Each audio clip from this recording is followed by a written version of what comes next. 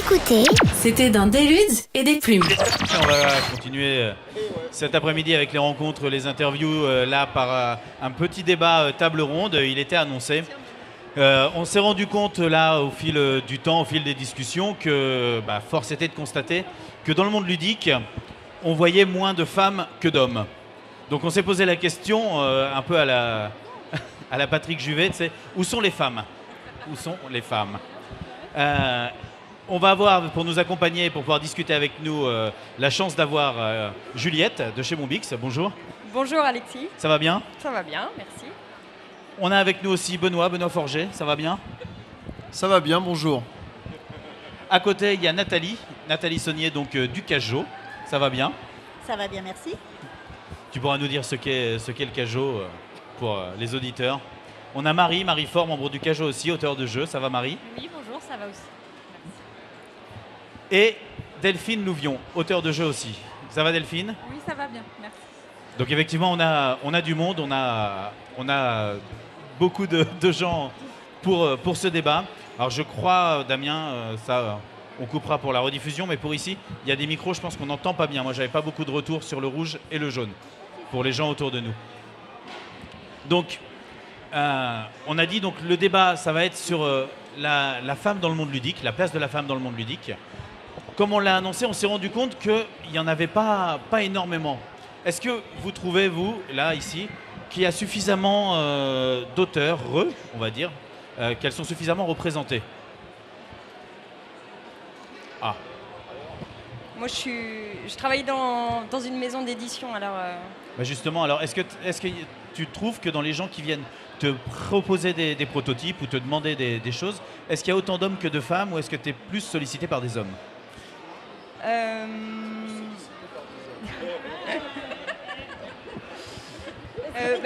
Déjà, c'est Erwan, un homme qui s'occupe de traiter les prototypes et tout ça. D'accord. Et ensuite, on a plus d'hommes, je pense, que de femmes dans les auteurs, ouais. Oui, globalement. Globalement, tu trouves qu'il y a plus d'hommes Je trouve, oui, c'est un fait. Oui, il y a plus d'auteurs hommes que de femmes. Enfin, nous, dans les jeux Bombix, en tout cas, on a que des jeux d'auteurs hommes que de femmes. Ouais. Toi, Nathalie, qui est membre du Cajot, donc tu vas pas nous dire ce qu'est le Cajot, qui est un groupement d'auteurs. Le Cajot, c'est le cercle des auteurs de jeux à l'Ouest. Voilà. Et donc, dans ce cercle d'auteurs, on imagine qu'il y a plusieurs auteurs. Comment est réparti justement le côté homme-femme parmi ces auteurs? C'est vous les chefs? Non, il n'y a pas de chef. On est sur le cœur du groupe, je dirais, on est 7 et on est 2 filles en fait. 2 filles, ouais, donc ça prouve bien quand même qu'il y a une disparité, qu'il y a quand même... Oui, mais on vaut plus que 2. Ah oui, on se doute Large. qu'au niveau du travail que vous fournissez, Large. vous valez largement tous les gars. Mais c'est bizarre en fait. Est-ce que vous avez une explication sur le fait, parce que là on fait que énumérer des constats, comme quoi effectivement on se rend compte qu'un petit peu il y a moins d'hommes que de femmes. Est-ce que vous avez des contre-exemples? Je sais toi Benoît par exemple que tu me disais, on a parlé tous un petit peu en off et on parlait beaucoup plus facilement sans les micros, que toi tu as travaillé sur tes 2 derniers jeux avec des femmes. En fait, c'est totalement un hasard. En fait, moi, je choisis pas mes auteurs en fonction de leur sexe, tout simplement. Je choisis en fonction de la qualité du jeu et du comment on va travailler avec cet auteur au niveau relationnel, quoi. Ni plus ni moins. Mais en fait, alors ça serait un peu prétentieux de donner une explication, mais le loisir jeu de société en France, enfin jeu de société moderne, j'entends, il s'est quand même propagé parmi les gars au départ. Comme les clubs de jeux de rôle, les cartes Magic et tout ça. Un peu geek. Donc on vient un peu tous de là quand même. Hein. Donc il est logique que, comme ça commençait plutôt chez les hommes, quand on était ado boutonneux, et que personne n'avait de copine en fait, parce qu'on jouait trop, et que ça ait commencé par là, quoi, et que ça se répande par la suite. Après, il faut pas précipiter les choses. Hein. On va pas tomber dans le fait de il y a des inégalités, mais non, mais c'est qu'en fait c'est comme ça.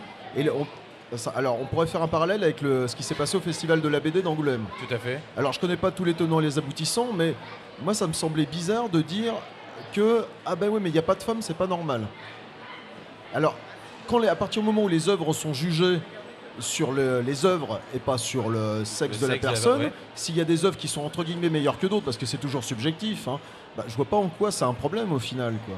Après, il y a peut-être d'autres choses qui rentrent en ligne de compte, hein. Peut-être que je dis des bêtises, mais moi, le fait d'avoir travaillé avec Agnès Largeau et Annick Lobé, c'est pas parce que c'est des femmes, c'est pas parce que je me suis dit, ah ouais, bon, là, les hommes, ça suffit, on va peut-être mettre des femmes auteurs, hein, ouais, parce que c'est une question de qualité, mais c'est comme c'est comme le Made in France, en fait.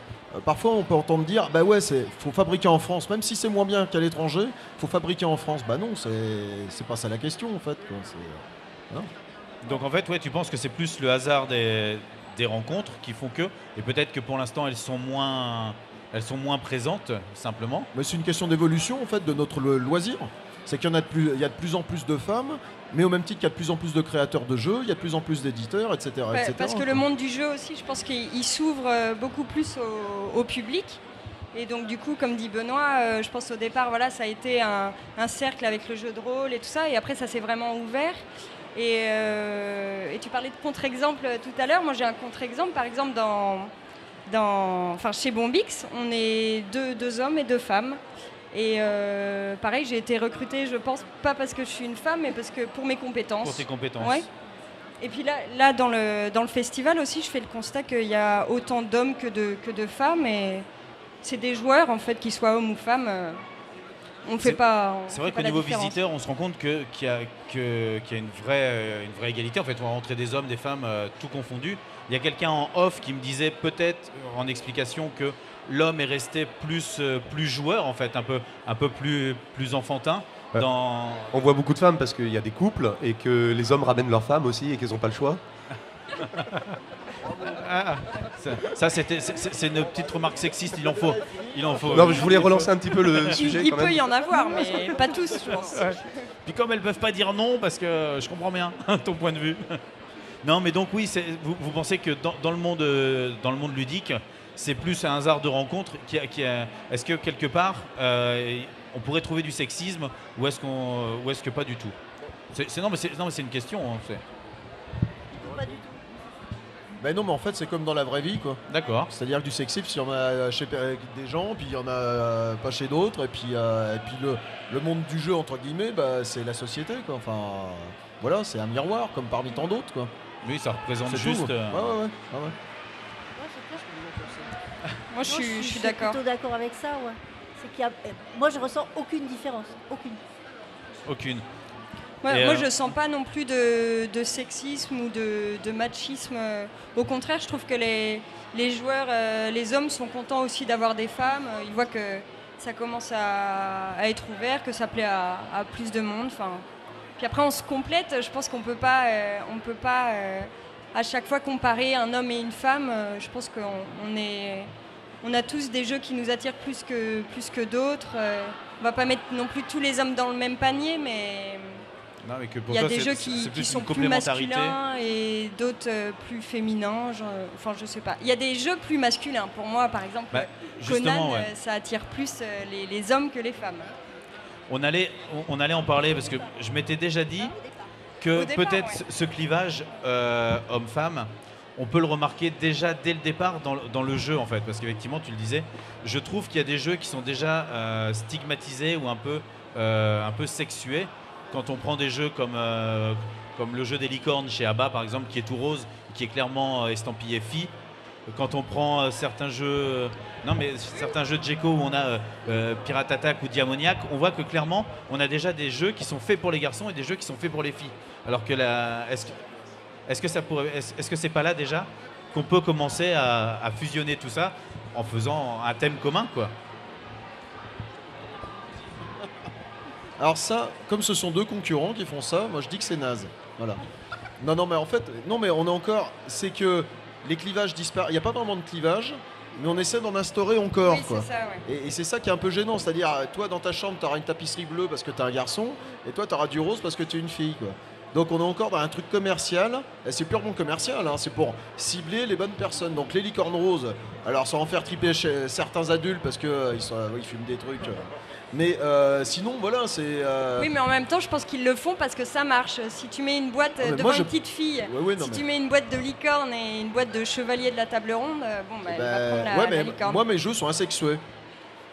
C'est tout. Moi, j'ai pas envie de faire ça. Enfin, c'est une Ouais, question oui. d'après. Oui, C'est après, une question ils de entrent point dans de les vue et clichés, de plein de trucs, hein, mais bon, ça va pas dans le. Je trouve que c'est un côté un peu réac sur le coup, quoi.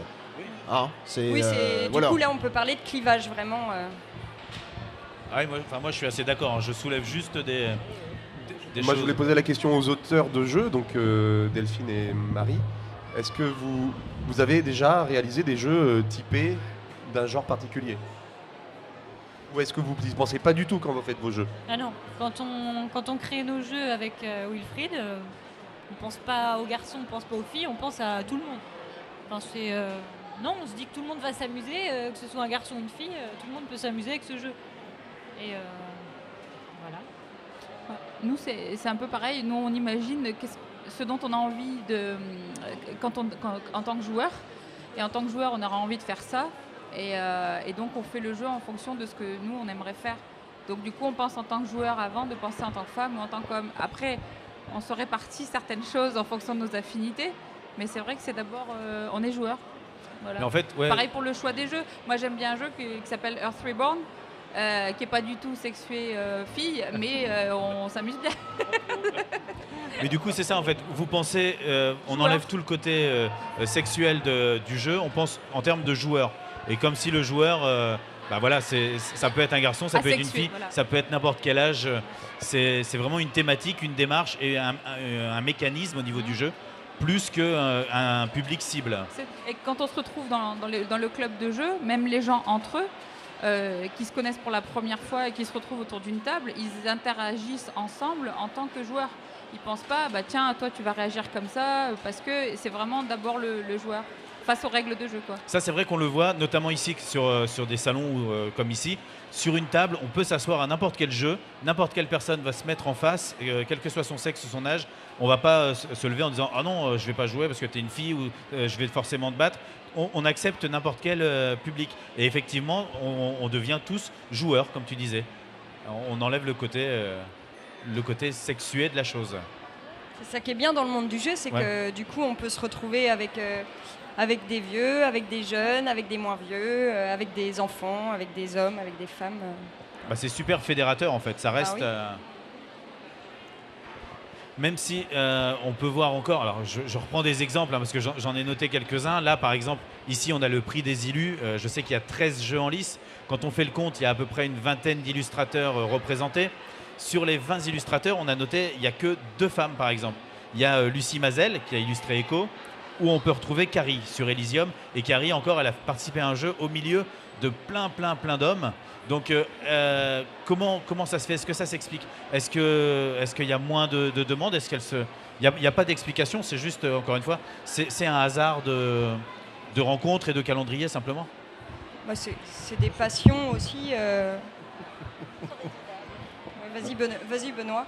Non, mais vas-y, après Oui. toi. Non, pour moi, enfin voilà, c'est un, comment dire, c'est pas fait exprès.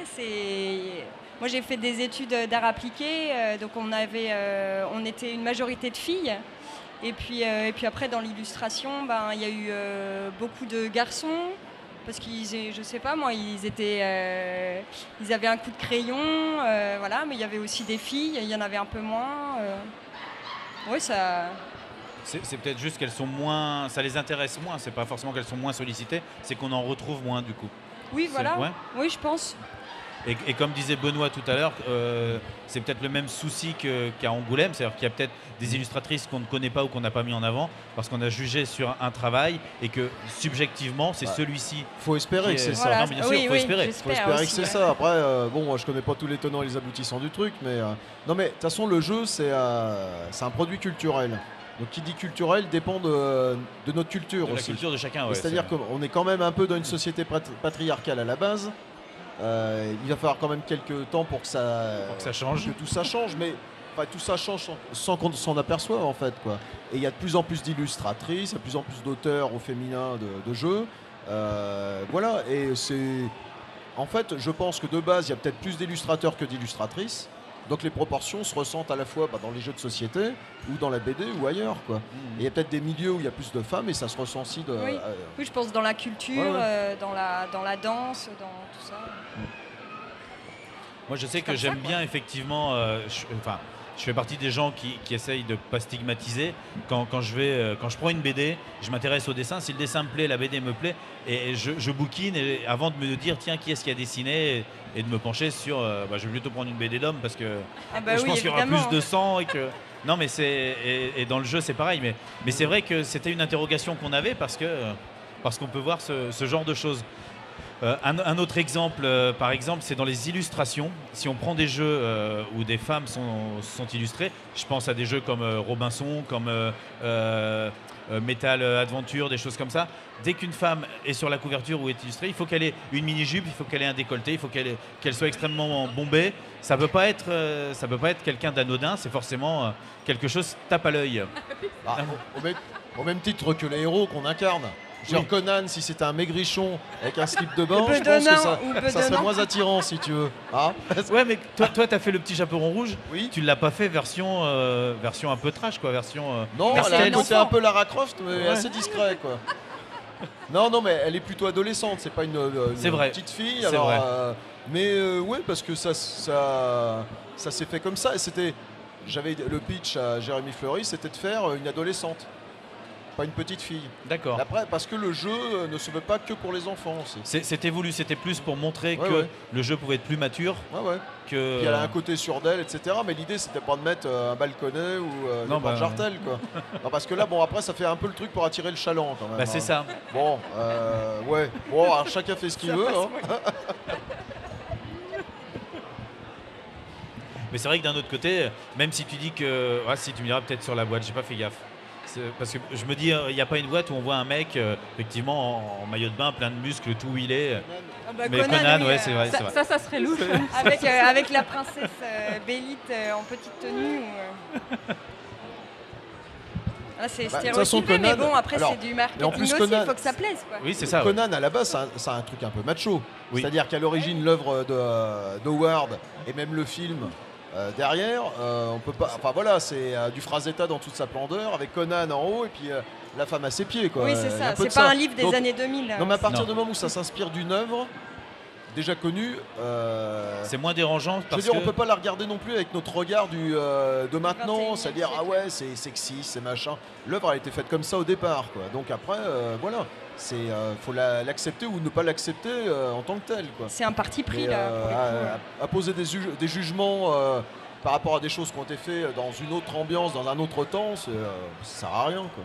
Mais en fait, dans Conan, les femmes sont clairement dévêtues ou avec une ficelle en guise de string, mais ça reste aussi des guerrières redoutables Ouais, c'est qui clair. sont extrêmement puissantes, elles ont une force, dans lesquelles les femmes aujourd'hui peuvent, quand elles se créent un avatar Ah ouais, par tout à exemple fait, sur ouais. Internet, Ouais, ouais. elles vont se faire en bombasse intégrale, Ah ouais. avec des bikinis, une paire de Lolo qui explose l'armure. Donc Ah ouais. quelque part, Bah- ce côté un peu sexiste est récupéré aussi par la jante féminine. Mais parce qu'il y a des codes, en fait. Tout simplement. Et puis on essaie de se voir toujours plus beau qu'on ne l'est. Enfin, je veux dire, c'est normal, quoi. Et puis plus beau, après, c'est des critères, quoi. On rentre dans des considérations pseudo-philosophiques de plein de trucs, quoi. Donc, oui, mais c'est assez logique, quoi. C'est assez Donc, logique. Est-ce que pour vous, là, autour de ce cercle, il y a la place, finalement, pour avoir ce genre de représentation dans le monde du jeu? Bah, ça Est-ce dépend. qu'il faut continuer à représenter les personnages comme ça? Mais ça dépend du thème, en fait. Tout simplement. Oui, puis de l'inspiration, comme tu disais, l'univers qui est ça traité, dépend de- quoi. Donc, Oui, c'est ça. Puis après, je pense que ça dépend aussi du public. Il y a le public d'hommes. Je pense qu'ils aiment bien voir des femmes un peu dévêtues, alors que nous, les femmes, on sera moins, on sera moins sensibles à ça. Mais Voilà. ça dépend Par contre, aussi à du Conan, thème. oui.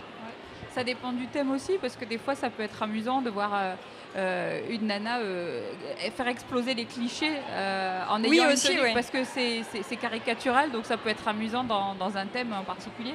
Donc Oui. on peut peut-être, nous, pas mal le prendre, parce que voilà, ça se prête au thème du jeu.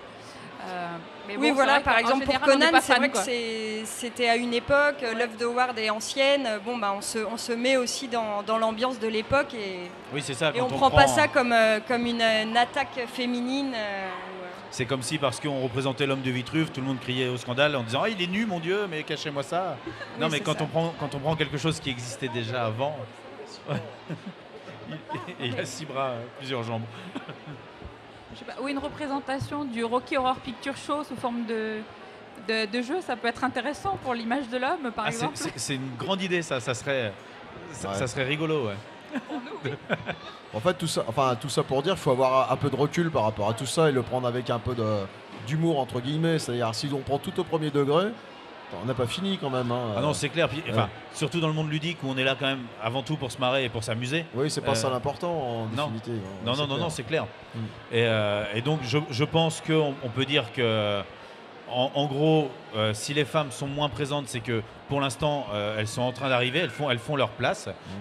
C'est pas que la porte n'est pas ouverte, non, c'est que c'est en train de se démocratiser. Et un contre-exemple parfait pour clore, c'est que, par exemple, ici, pour ce débat, quand on a fait la demande, on regarde ici autour de la table, on est 3 gars pour 4 filles. Donc, c'est bien quand même qu'il y a une supériorité aujourd'hui. Et Charlotte n'a pas pu être là, mais elle aurait dû. Et Charlotte aurait dû être là, ouais. Donc on aurait dû être encore en infériorité. On va se calmer un petit peu quand même. Ça y est, tout de suite, il y a des velléités. Les différences et le sexisme. Ah, dès qu'on compte les points, là, ça arrive. De toute façon, il y en a pas mal qui recherchent dans n'importe quel domaine l'égalité entre les hommes et les femmes. Mais par définition, il n'y a pas d'égalité entre les gens de base. C'est qu'on a tous des différences et donc ça sert à rien de trouver absolument Après, quand on parle de choses plus techniques ou plus pragmatiques comme les différences de salaire, ça c'est pas normal que de nos jours, il y a encore des différences de salaire pour un même poste entre un homme et une femme, c'est complètement... Est-ce que c'est le cas dans le milieu du jeu? Non. Il n'y a pas de différence, un auteur femme gagne la même chose qu'un auteur homme? Ouais. Non, si. Mais en fait, ça joue pas là-dessus. Ça joue sur le fait que tel auteur a déjà été publié à une expérience ou c'est un petit nouveau, quoi. Enfin, moi, c'est comme ça que ça marche. Voilà, c'est tout, ni plus ni moins. Plus l'expérience finalement qui va primer. Voilà, tout simplement. C'est pas une question de sexe. Mais c'est vrai. J'ai fini par le mot sexe.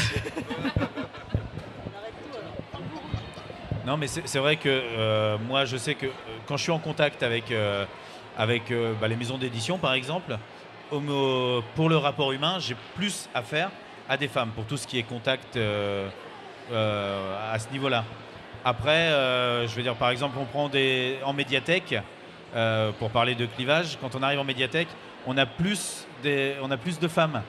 On a plus de... Parce qu'on dit ça va toucher la petite enfance, donc on met des femmes, des fois même un peu âgées, parce que, attention, enfin, c'est encore des petits points, c'est encore des choses qui titillent et qui se disent, mais où va-t-on? Alors, c'est pas une généralité non plus. Et alors pourquoi c'est mal faut pas chercher, je pense. Ah non, du tout. Ouais.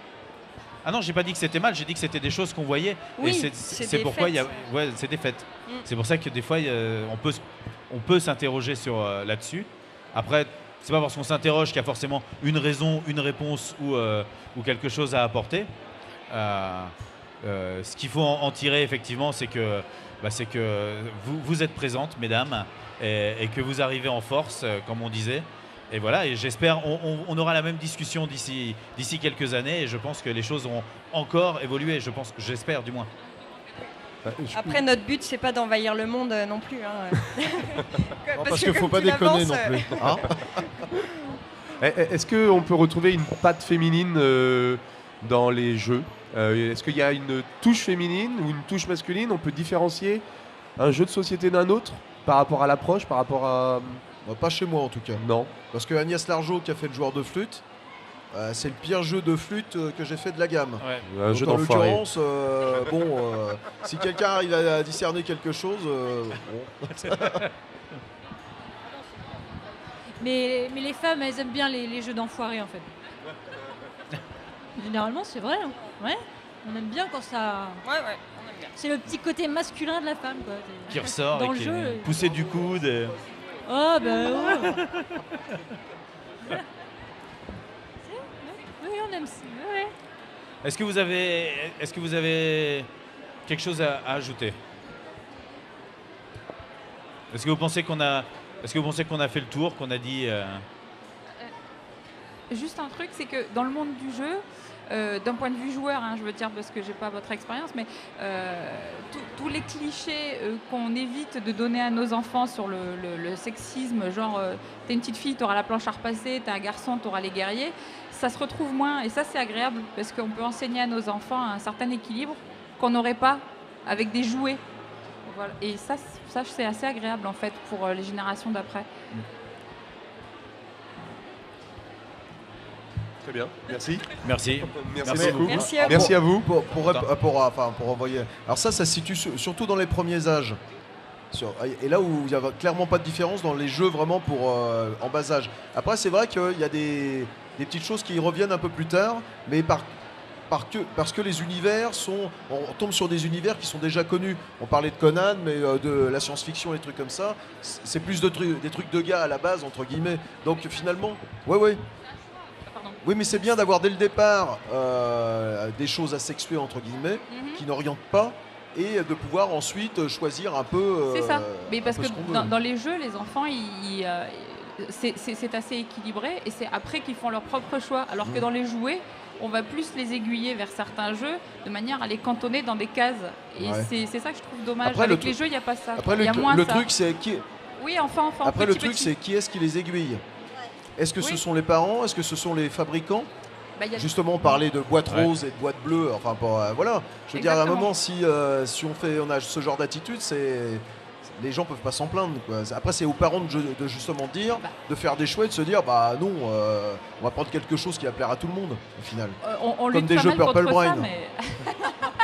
Allez hop, une petite pub bien placée. Par exemple. Il y a une marque Ce n'est qu'un exemple. Il y a une marque de supermarché qui a fait une campagne pour Noël dans leur catalogue, où ils ont mis des petits garçons à faire du repassage ou à passer l'aspirateur, et des filles à jouer. Ils ont inversé un petit peu les genres pour en jouer. Ça a été marketingment parlant, je pense, efficace. Mais il n'y aurait pas aussi une part de naturel, finalement, à quelque part une sensibilité pour aller plus vers un type de jeu que, tu vois, une différence entre les garçons. Je sais pas. Entre les mecs qui vont prendre les jouets, ils vont les casser, ils vont prendre les poupées, ils vont leur arracher les bras. Voilà, c'est ça caricature à max là quand même. Je sais pas. Mais Big Jim, ils étaient Il joue explosés. déjà à Mr. Jack, ouais. Non mais en fait, rien que ce genre de campagne, tu vois, même si on fait le contraire, c'est marqué ça rappelle la différence, quoi, tu vois. Enfin, c'est assez, c'est un peu pervers. Mais se dire que la meilleure façon de le faire, c'est de l'effacer un peu, quoi. De faire des choses qui sont asexuées. Plutôt que de encore jouer sur un argument marketing qui fait ah bah ouais, chez nous les enfants, les garçons, moi je repasse jamais déjà parce que ça m'énerve. Mais moi non plus. Mais le bricolage ça m'emmerde aussi si tu veux, quoi. Donc voilà. Donc, il y a un bon équilibre. Ah ouais, c'est ça, voilà là, c'est bon. Mais je suis assez d'accord que dans les jeux d'imitation des petits, en fait, ils vont faire en fonction de ce qu'on leur donne. C'est-à-dire que les parents, s'ils donnent un fer à repasser à une petite fille, elle va repasser. Si on leur donne des petites voitures, moi je vois en centre de loisirs par exemple, quand elles arrivent, eh ben, elles jouent avec ce qu'il y a. Si c'est des voitures, elles jouent avec des voitures. Si c'est des guerriers, elles vont jouer aux guerriers. Et puis si on sort la dinette ce jour-là, même les gars vont jouer à la dinette en fait. Ils jouent avec ce qu'ils ont. Et après, c'est à nous d'essayer de les aiguiller de manière à leur donner de quoi jouer d'une façon très large et de ne pas sectoriser un petit peu le tout. C'est plus facile avec les jeux, je trouve. Parce que c'est plus oui, facile. ça doit être plus facile avec les Parce jeux. que tout ce qui est campagne de pub à la télé, si on a la télé, c'est terrible, quoi. Et bon. Je suppose, oui. J'ai pas la télé, je peux pas te dire, mais... Moi non plus. Ah, là on a un problème, personne n'a la télé. Merci beaucoup en tout cas de vous être prêté au jeu des questions, d'être venu répondre un petit peu à cette question. Un on a sujet compris brûlant. qui était finalement pas si houleuse que ça. Et puis on va vous laisser retourner sur vos stands.